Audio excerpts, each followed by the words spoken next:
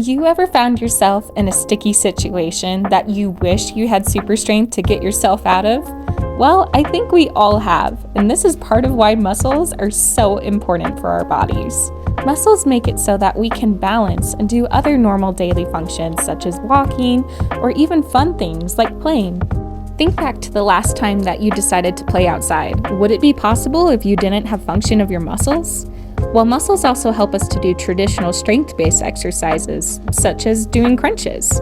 But here's my favorite part of why muscles are so important. They help us to be physically capable of doing our daily tasks. And this is why it's so important to fuel our muscles. If you've been around, you've probably heard about protein. Protein has animal and plant-based sources. When choosing animal-based sources of protein, make sure to go for leaner options and only have processed or fattier options every once in a while.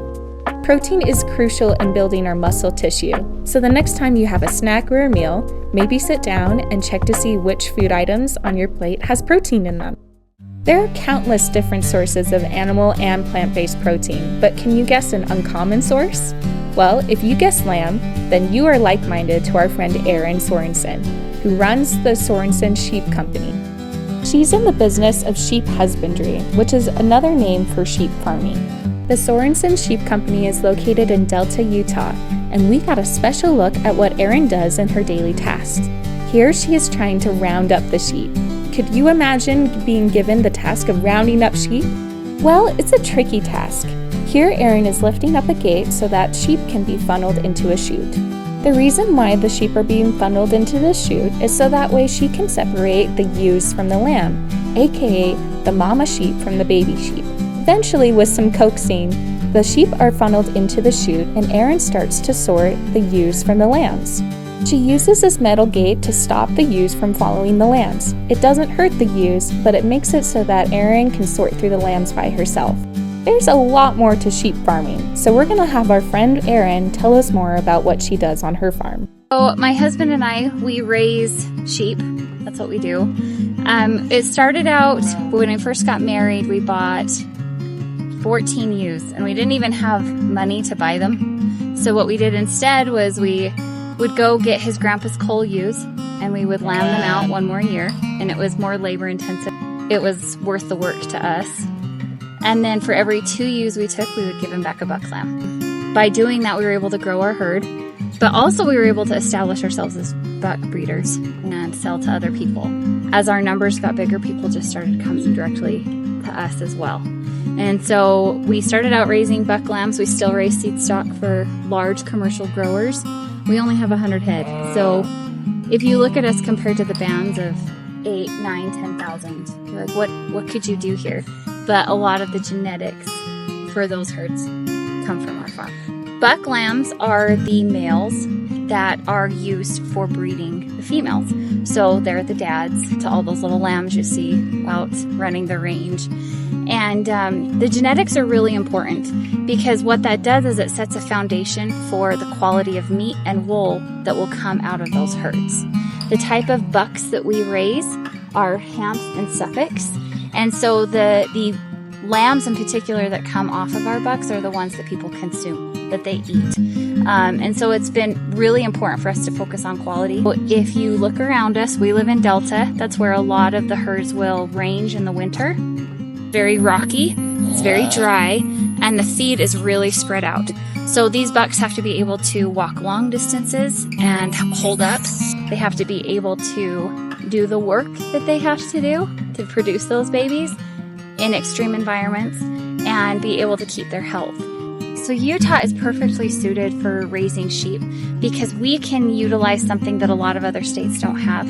In the West, we have a tremendous amount of public lands. Sheep, just like cattle and other animals, can go out into these harsh environments where we could not grow food.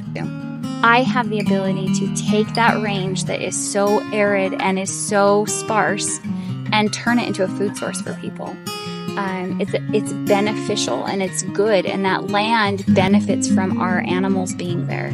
There's been multiple times where you'll see wildfire or range development, and they'll compare where the ruminants or the animals have been compared to where the land has been managed without animals, and you can see the improvement to the water sources, to the vegetation, and to the overall health of the environment from having these animals out there. I told you we have very small numbers. We only raise 100 head. And so we have to make sure that in order for our family farm to keep going, we are making the most off of every product that comes off of our farm.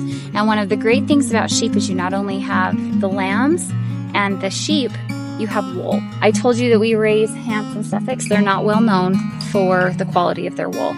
So in order for me to say I'm going to take this and turn it into a really high-end, piece of fabric or cloth, the market's not there. So we had to create our own market. So what we did instead was we found a local fiber mill over in Kashurim who would be willing to work with us on using what we had. And from there, I turn it into something that can be easily retailed to a lot of people. So wool air fresheners. We make bows for little girls. I make wreaths for different holidays. And then we also have started moving a lot of other wool products like wool ironing mats, wool dryer balls, things that people are already using and are gaining popularity and finding more awareness for those types of products too. You want to talk about farmers and ranchers being sustainable. This is just a way for us to be as responsible with the resources we're growing as possible. I have the opportunity to help solve the problems of a lot of people. As a county president, my job is not to lead the county or say what's going on. It's to act as the messenger for a family who has an issue and helping them find a solution, whether that be through a congressman's office or whether it be developing, policy. Farm Bureau can help legislate for us on the state level. It's because we need advocates inside the industry. Isn't it amazing to hear of all the different things Erin does for her farm and for her sheep?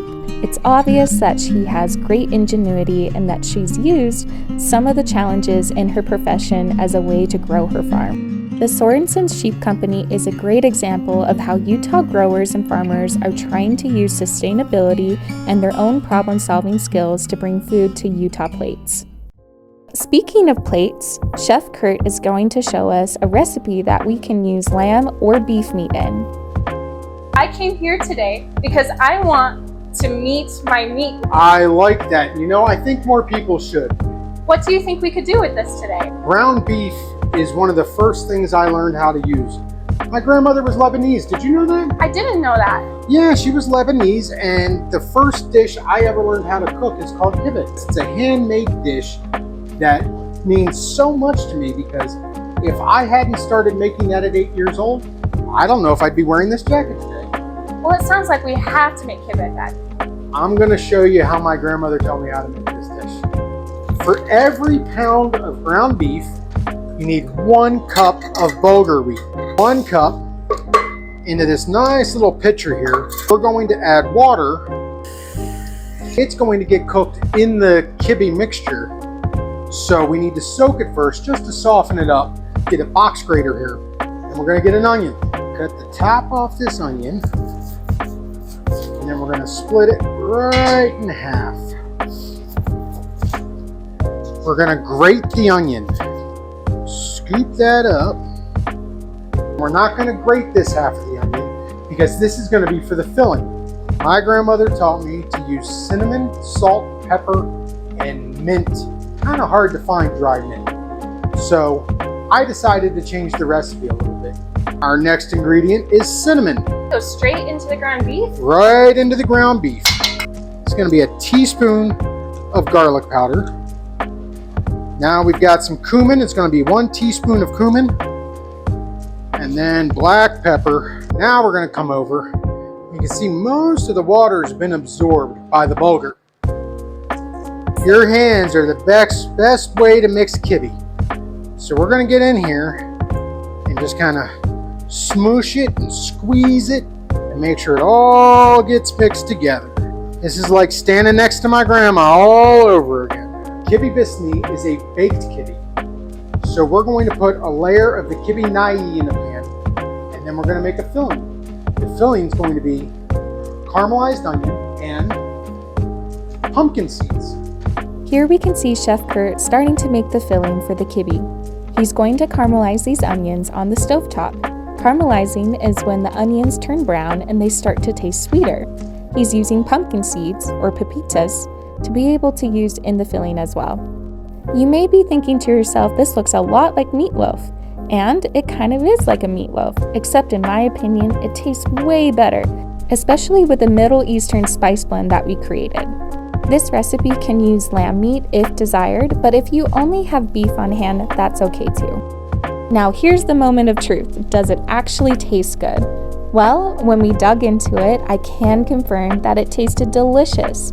And even though it was a new food that I've never tried before, I'm so glad that I did.